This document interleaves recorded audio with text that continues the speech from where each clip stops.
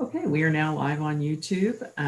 I'll call the case of Robert A. Yonke and Christopher J. Ringel versus Nuehealth LLC, case number 121851. If the parties would state their appearances, please. If it pleases the court, Jim Biggs appears on behalf of the appellant Chris Ringel. Good morning, Tara Eberline appearing on behalf of Nuehealth LLC.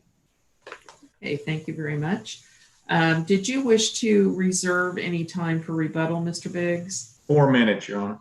4 minutes, okay. And do you want a warning when you're about out of your primary time, or are you keeping track? I've got it right here. Okay. On my desk, so I'll just use that. Okay. Whenever you're ready to begin, go ahead. Okay, give me 1 second to start it. Your Honor, this case involves an employment contract, and there's some factual basis that need to be drawn out. Mr. Chris Ringel was an employee of Nuehealth, and he started his employment in June of 2016 as a vice president of the Southwest region. Mr. Ringel continued with that job until April of 2017 when Nuehealth restructured their executives in a meeting. There was contracts that were sent around to the various executives in the company, more or less were form contracts, and Mr. Ringel was to be the Southwest president. The previous Southwest president was Mr. Bob Yonke, who then was promoted to chief commercial officer to work in another division for Nuehealth. So in April of 2017, Mr. Ringel assumed the duties of the Southwest region president. There are affidavits to that effect that show that he did assume those duties, and there's also documentation from the roster from the sales seminar that they had that he was listed as the president of the Southwest region. And in fact, Mr. John Palumbo, who is the vice president executive officer, I think is his title, he was right below Dan Tassett, who was the chief executive officer of the corporation, and he testified that Mr. Ringel assumed the president of the Southwest region role. Now, the crux of this, Mr. Biggs, I'm sorry. May I ask you a question about that? Yes. Was it within the scope of Mr. Ringel's 2016 contract for him to assume the title and duties of president or to change roles? No, it was not. And the reason why I say that is because attached to the 2016 vice president job contract that he signed, they had specific duties listed for the vice president job. And in 2017, April, the job that they gave him listed the presidential duties. Now, both involved sales, but one also involves some supervisory capacity, i.e. the president job. Thank you. Okay. And so in April of 2017, Mr. Ringel starts the president of the Southwest region. What we're dealing with here is a contract was sent to all of the executives in April of 2017. There was a transactional bonus that was applied to the contracts of all of the executives that were receiving these. There were some questions and issues with regard to how do we arrive at this transactional bonus? Can we see some of the documentation resulting in this? And also Mr. Ringel was like, is my pay going to be the same or commensurate with the other executives that were presidents in the region? What happened was he continued the job as the president of the Southwest region. Then what happened was in August of 2017, the second contract is issued by Mr. Pilecki and sent to Chris Ringel saying, we have given you a $5,000 raise. So his original contract, Mr. Ringel's, was $215,000. His second contract that came in August of 2017 had $220,000. Mr. Pilecki, who was the in-house counsel for Nuehealth at that time, said, "This is for your review. I will have Dan Tassett, who's the CEO of the company, execute this either this weekend or on Monday." Mr. Ringel never hears anything more about the contract. And so what happens is he continues to perform his job duties as president of the Southwest region. And then in October of 2017, Mr.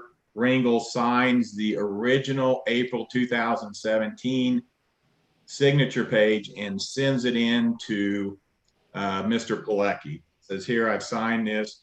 Let's move forward with our business." And why wasn't he signing the latest presentation of a contract to him? The one from August? Well, his explanation of it was that he'd never heard anything one way or the other from Mr. Pilecki or Mr. Tassett or Mr. Harmon at the time. And he found out that the other presidents in the region were earning $215,000 or thereabouts. And so he said, "I'm good with that. Let's just move forward." And so he signed that. Okay. But that wasn't the current offer in front of him. That wasn't the offer that Scott Pilecki said he was going to get Dan Tassett to sign. Right. You are correct. Okay. And so let me back up. Back in 2016, when Mr. Ringel signed his vice president contract, he sent a signature page in and never received a copy of it either. So what happened was that if you look at the testimony of Lori Carr, who is in charge of the HR, you'll see where Mr. Pilecki told her that Chris Ringel had signed his employment agreement for 2017. She was unaware of an employment agreement, but he indicated to her that he had signed his employment agreement. So what happened then was Mr. Ringel went from October, when he sent in the agreement, continued the vice president's job. And then in December, there was a meeting between the parties December 13th. And I need to make some corrections with regard to the lower court's order with regard to paragraph 23 and 24. The meeting, there was no agreement on a voluntary termination, and there was no discussions with regard to Dan Tassett advising Mr. Ringel that he was not meeting the expectations. In fact, the meeting was about a joint venture that Mr. Ringel, Bob Yonke, and Kevin Bentley were doing with Nuehealth for a company called Stemistry. But I don't think that really has that much of effect on this case. But it goes to show you that what happened in this case is that Nuehealth did not respond or did not give anything to Mr. Ringel with regard to, "You don't have a contract, we're not accepting the April 2017 contract," nor did Dan Tassett agree to enter into the August 2017 contract. So what you need to look at is the fact of what were the actions and intents of the party. And Mr. Ringel was offered the vice president's job. The president's job in April of 2017. He performed that job for 9 months before they terminated him.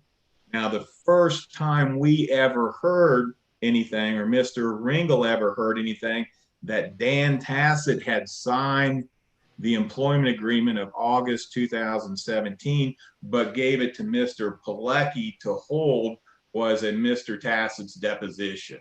And that was some year and a half later. So what Nuehealth did is they allowed for Mr. Ringel to believe that he had an agreement with him and that he was continuing to work as the president under the contract he signed. And one of the reasons he believed that is his pay was $215,000 a year after he signed the the president's contract. Which is what it was when he was vice president. Correct, it was. The only difference was that he had a 3-year contract with the president's job, and he had the benefits of that 3 years, as well as health insurance and things of that. So it's our position that you have to look at the intent, you have to look at the actions of the party, you have to look, are these non-essential or essential terms that Nuehealth is saying from the August 2017 until versus the April of 2017. And I think that all of those issues, and the case law says, those are questions of fact that you have to look at. And being that those are questions of fact, in light most favorable to Mr. Ringel on summary judgment, that shouldn't have been granted because these are all issues of fact. The other thing is equitable estoppel. Nuehealth made a promise to have him become the president of the Southwest region. Mr. Ringel acted upon those promises when he received the April 2017 and assumed those. And if he doesn't, if that contract or promise is not enforced, then Mr. Ringel is detrimentally affected because of the fact he loses the 3-year contract. We haven't even got to the issue whether he was terminated for cause. The question becomes is, he lost approximately $460,000 from from February of 2018 until the end of his contract.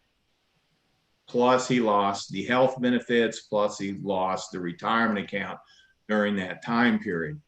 So Mr. Ringel detrimentally relied upon that by assuming the duties, giving Nuehealth the benefit of those duties, and having Nuehealth receive those benefits, and then Nuehealth coming at a later date and stating that we don't have an employment contract and you are terminated effective January 31st of 2018. Mr. Biggs, let me ask you a sort of technical question about a couple of these theories that you're touching on now. Your implied in fact contract theory, and then your equitable estoppel theory of sort of silent acquiescence. Mm-hmm. Were those theories raised to the district court? Well, the implied in fact, I think in every breach of contract, there's an implied in fact duty and obligation in those. And I think it arises out of those. So specifically with regard to stating implied in fact to the district court, that was not stated. Are you talking about the duty of good faith and fair dealing that's inherent in every contract? Well, that as well as the factors that deal with an implied in fact, which is the conduct of the parties, and that falls within the good faith and fair dealings of the parties, I think, as far as whether it's implied in fact within that, because under an implied in fact contract, you're looking at the conduct of the parties, whether it's written or oral agreement, and usage of business, and there's factors that the courts have set out. And let me ask you one other question about your damages. You're claiming that he lost about $400,000 between February of 2017 to the date of his termination? February 2018, because he was terminated on January 31st of 2018. And yes, he had, thank you. And so he had approximately 26 months remaining on the 3-year contract at that time. And finally, with regard, excuse me, I have one question. You didn't answer the second part of Judge Gardner's question. She asked you if you had raised the equitable estoppel issue before the district court. Yes, I did. You did? Yes. Well, you raised promissory estoppel, but did that include your theory that the silence by acquiescence was equitably estoppel? Okay, I'm sorry, I misunderstood. We did not specifically bring up silence, acquiescence. What we have argued all along in this is the fact that by Mr. Mr. Pilecki had a duty to advise Mr. Ringel of Mr. Tassett's position, or that he did not have a contract, and he did not, and that falls also under the position of good faith and fair dealing, to breach a contract also. Okay, thank you. All right, anything further? You still have a couple minutes left. Okay, I've got one more subject to touch on, and that deals with the statute of frauds. And the statute of frauds, which is 33-106, which the appellee has alleged that statute of frauds apply. However, there are cases out there where the courts have held that the statute of frauds is not to benefit, nor can a party take advantage of their own wrongdoing, and the courts have allowed or have granted equitable relief based upon the parties or the other side who is asserting the statute of frauds wrongdoing. So we think this case is on point as to the statute of frauds that were granted equitable relief because of the wrongdoing and the misrepresentation or silence by Nuehealth relating to the contract that Mr. Ringel had entered into, and the fact that Mr. Ringel continued to perform the job duties, and Nuehealth just sat on their hands and then came back and said, we don't have a contract with you. Actually, your vice president contract applies, even though he was performing vice president job for the last 9 months.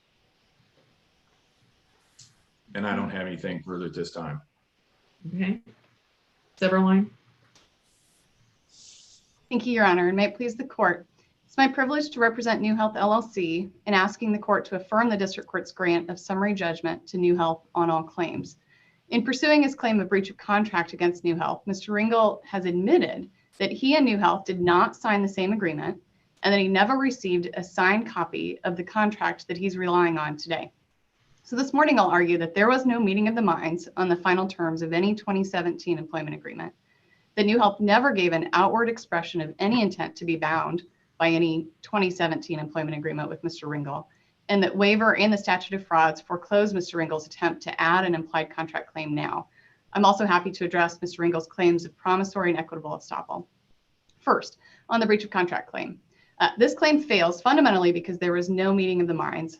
Contract creation requires, as this court knows, a valid offer and an unconditional and positive acceptance on all material terms of the agreement. When a party's acceptance is different from the offer that's given to it, that's not an acceptance. It's a rejection of that offer, and it's a counteroffer back to the other party. In this case, there were... Sure. Let me ask you what, in a nutshell, you see as the 2 or 3 most material differences between the contract that Mr. Ringel signed and the contract the employer signed. Absolutely. Nuehealth believes that there are multiple material differences between the parties. Let me point out 2, and we can talk about others if the court has questions about those. The first would be the salary is different between the 2. The contract that Mr. Ringel signed set his salary at $215,000, whereas the contract that was offered to him, or that he argues, frankly, was the offer that Nuehealth gave to him, the final offer on August 26th, set the salary at $220,000. So there's a difference in salary. Number 2, the effective date of the contracts was different. The effective date of the August 4th agreement was in April of 2017. It was going to look back to that time frame when they were discussing the change to the regional president title. The version of the agreement that Nuehealth's chairman, Dan Tassett, ultimately signed but did not deliver set the effective date as August 25th, several months different from the version that had been discussed between the parties earlier. Now, that effective date was important to the parties because, again, this was a term contract that was being negotiated, being discussed.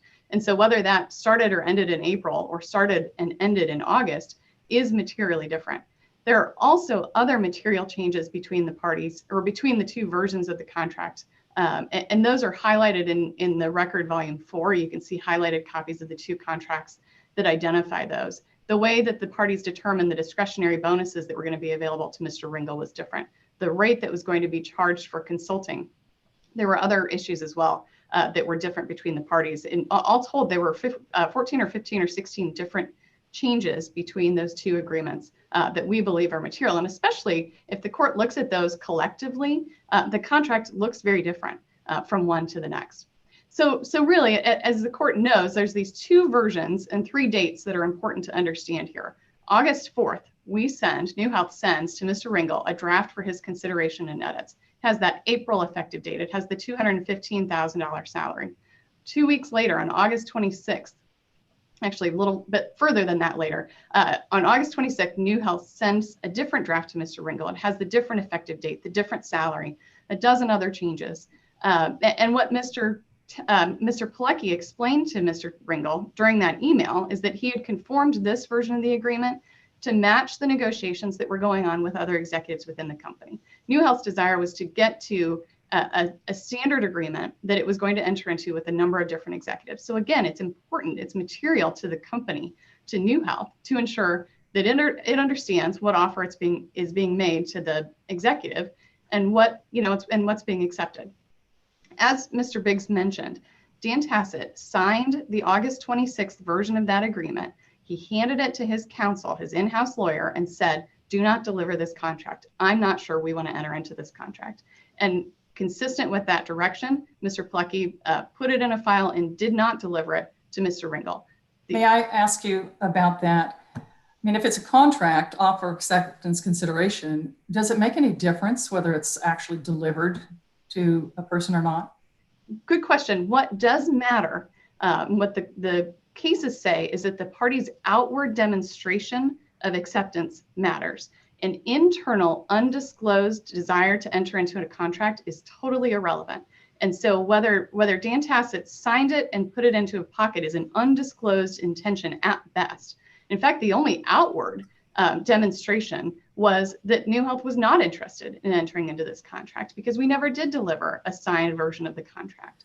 So but if Mr. Ringel had in fact signed that same contract, it wouldn't make any difference, would it, that Mr. Tassett signed it and then never gave it to him? If Mr. Ringel had signed the August 26th version, is that your question, Your Honor? Yes. Even under that circumstance, even if Mr. Ringel had signed the August 26th version, Nuehealth's position is that there would be no contract in this case because Nuehealth never reflected or communicated its acceptance of that contract to Mr. Ringel. The written agreement. But didn't it indicate that by presenting it to him as something here? If we're going to sign this, we'd like it back from you by Monday. Isn't that offer an acceptance? It was, at best, it was an offer. Our position is that does not constitute an offer. However, because not everything that needed to be done on Nuehealth's side had been done. The written agreement, every version of the written agreement that you'll see in the record, contemplated that agreement would be signed by the parties. There's a portion of that written contract that talks about the counterparts being signed, that it's okay for us to sign two different paper copies, right? And that version of the contract says that counterparts that are manually signed, scanned, and delivered electronically shall bind the parties signing and delivering in that manner. So what is the point of making this particular argument? I'm confused as to why you're arguing that even if he had signed the August agreement, it wouldn't have been valid either, because he never signed the August agreement. Aren't we? I couldn't agree with you more. I guess I'm trying to understand what difference it makes. I absolutely agree with you, Your Honor, that fundamentally at the basis of this disagreement is that we have two ships passing in the night. We don't have a meeting of the minds between Nuehealth and Mr. Ringel with respect to the material terms of the agreement. So I agree. It's a second or a third or a fourth argument on Nuehealth's position that there is no contract in this case. At the end of the day, the parties did not agree to the same contract, and that's our fundamental position with respect to why no contract exists. Okay, and his equitable estoppel issue, that he's been working and doing the job and hasn't been paid for it. Yeah, so I'm happy to address that as well. Thank you, Your Honor. The estoppel argument that has been made at the lower court was a promissory estoppel argument. And the fundamental basis, as I understand it, and Mr. Ringel's position on that, is that he was doing the job of regional president, and therefore he ought to get the benefit of this written agreement.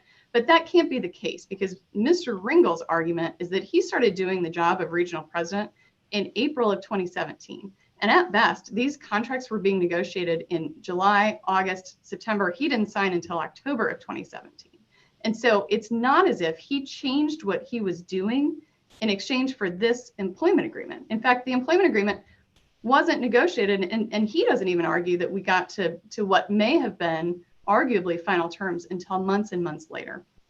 For a promissory estoppel claim to succeed, he has to establish 3 elements. The lower court properly found that he couldn't establish even one of those 3 elements. The first of those is that Nuehealth did not reasonably expect him to rely on a promise of an employment agreement when no signed agreement was ever delivered. If you look at the email exchanges between the parties in this case, there are numerous examples of Mr. Ringel asking about when the contract would be signed or if the contract had been signed. There was no question in Mr. Ringel's mind that this agreement needed to be signed to be in place. If he believed that that employment agreement was in place, there wouldn't be 6 separate emails of him asking Nuehealth whether the contract had been signed. In fact, the December 18th email that he had mentioned is an email that Mr. Ringel sent to Mr. Plucky, and he says, "Do you know the status of my employment agreement signatures? Really isn't a big deal. Just need to know the official stance as to which agreement I'm following." In other words, Mr. Ringel himself knew that those signatures were critical to the determination of whether the contract was in existence or whether he was still operating under the June 26th employment agreement. Now, the second reason that he can't succeed on the promissory estoppel claim is because that June 2016 agreement was still in place. There are several cases, the Decatur County Feed Yard case, and there's another case as well that explain that you can't succeed on a promissory estoppel claim when there's a pre-existing employment agreement that already exists. Now, he argues that there was some change in his job duties, and there was some shift, admittedly, from the original duties he was doing in 2016 to where he was focusing his efforts in 2017. But his testimony in the case, and it's in the record, is that there was a substantial amount of overlap between those duties as well. It can't be that Mr. Ringel was reliant on this new written employment agreement that was unsigned, that was in the process of being negotiated for many months, when in fact he had begun the regional president job in April of 2017, months earlier. And let me ask you the same question I posed to Mr. Biggs. Did Mr. Ringel's 2016 contract permit him to change his title to president and to assume the duties of president? I don't recall whether there's specific language in the 2016 agreement that permitted him to change his duties. What I can say is typically the Nuehealth agreements do indicate that that some change in job duties is a possibility or is contemplated by the parties. But again, until there was a new agreement that was in place, that 2016 agreement was the agreement that was binding between the parties at the time. Now, one of the other things you had mentioned, Judge Garner, was the question of waiver, and we think that's an important one in this case. Equitable estoppel was not raised below, and implied contract was not raised below. If you look at the petition, if you look at the parties' summary judgment briefing, there's no discussion about an implied contract theory. Our argument is that both the implied contract theory and the equitable estoppel theories have been waived in this case because they weren't properly raised below. There was some reference this morning to this implied duty of good faith and fair dealing, but we agree that there is an implied duty of good faith and fair dealing that's inherent in any contract. That is separate and apart from an argument that the parties entered into an implied contract rather than a written contract. In this case, there's never been any argument between the parties that there was some sort of implied contract between the parties that Nuehealth should be bound by. If there was, the statute of frauds does preclude that kind of claim at this point. This is a 36-month unwritten employment agreement, which is inconsistent with what the statute of frauds requires from a written document for a more than 1 year contract. Moving back, are there questions from the court about the implied contract claim? All right, moving back then to the promissory estoppel, I just want to finish my thought there, and that is, again, there's 3 elements to this claim. Number 1, we had no reasonable expectation that Mr. Ringel would rely on the promise of a written employment agreement when no signed agreement was ever delivered. There's no evidence of any misrepresentation from Nuehealth in this case. Silence is not enough under promissory estoppel. There has to be evidence of an affirmative misrepresentation, and there was no affirmative misrepresentation. The most that anyone on behalf of Nuehealth ever represented to Mr. Ringel was the intent to have Nuehealth sign the contract. But Mr. Pilecki didn't have the authority to sign it himself. It was Mr. Tassett who had the authority to make that decision. And so if the intent was to go get a signature, that intent very well may have been there at the time, but the reality is the only person that could bind Nuehealth to that contract was a signature on the document from Dan Tassett, and that did not happen under these circumstances. Second, Mr. Ringel couldn't have reasonably relied on the promise to his detriment. He knew that the contract wasn't in place. We've talked about the 6 emails, the 6 times he asked about whether those signatures were there, and he never received an affirmative response back from anybody in the company. He argued that the fact that he didn't receive a signed copy of his June 2016 employment agreement suggests that perhaps it was status quo for Nuehealth to not provide a copy of this signed agreement from 2017. But that's not consistent with the record either. When Mr. Ringel asked Lori Carr, Senior Vice President of Human Resources, for a copy of his employment agreement, the copy she sent him was the 2016 agreement, because that's the only agreement that was in his file that had been signed by both parties. So the one request that's in the record of him asking for the 2016 agreement was responded to, and he received a copy of that agreement that was fully executed by both parties.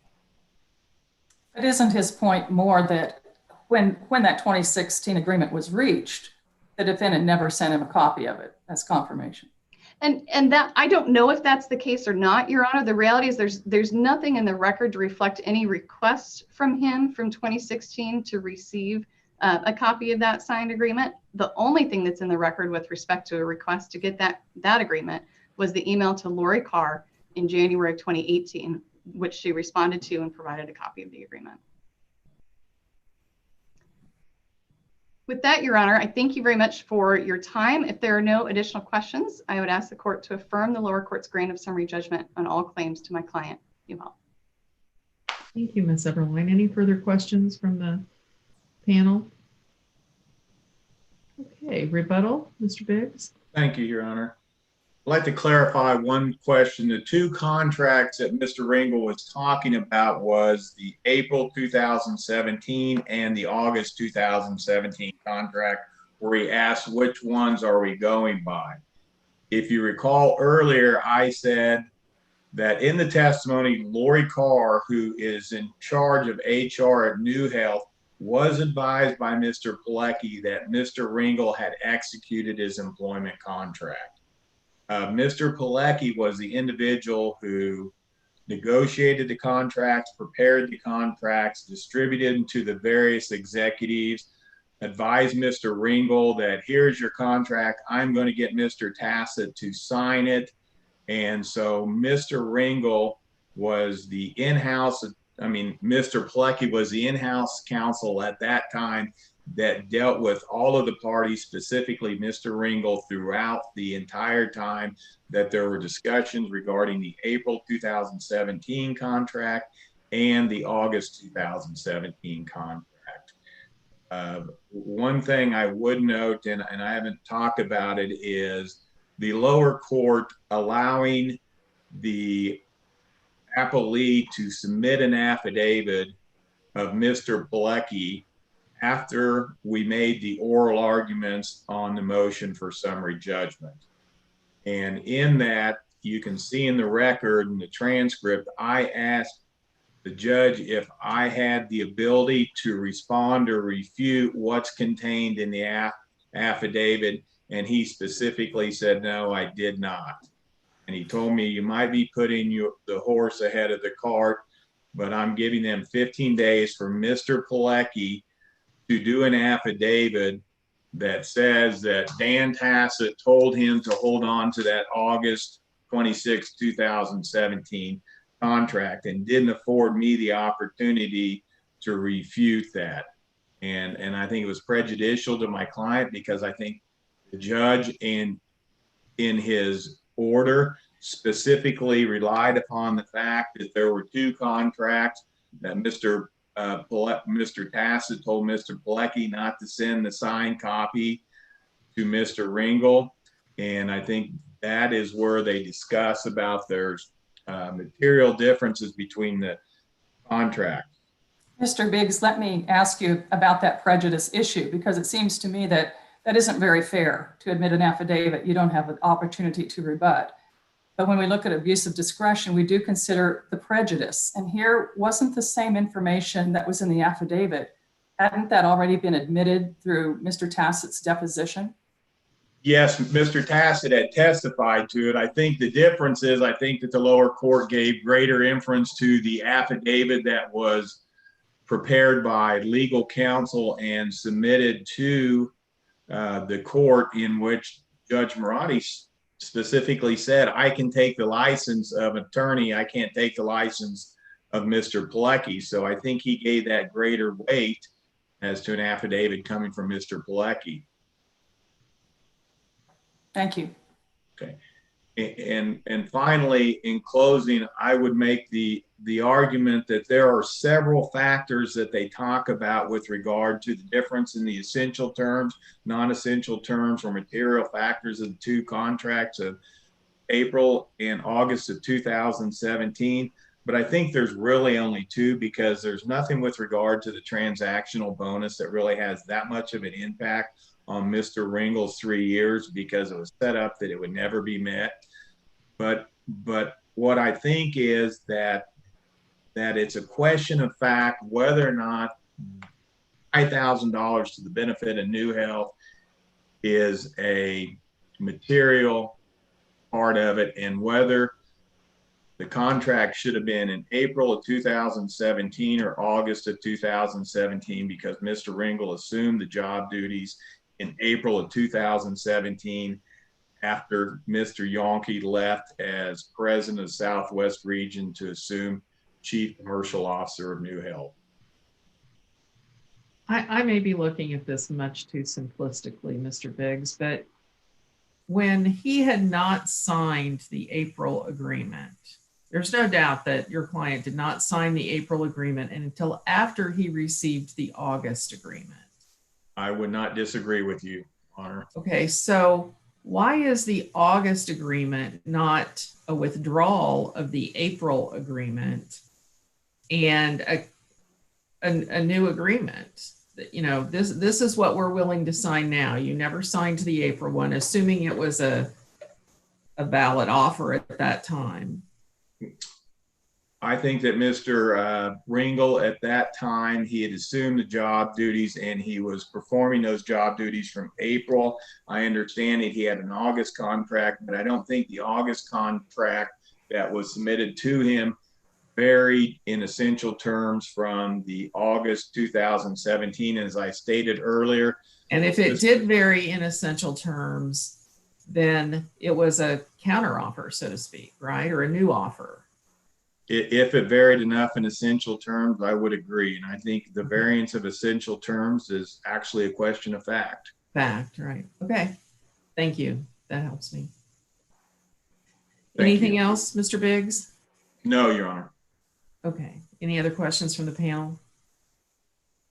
Okay, thank you. That'll conclude this matter. We will get a written opinion out to us as soon as possible. We appreciate your arguments today.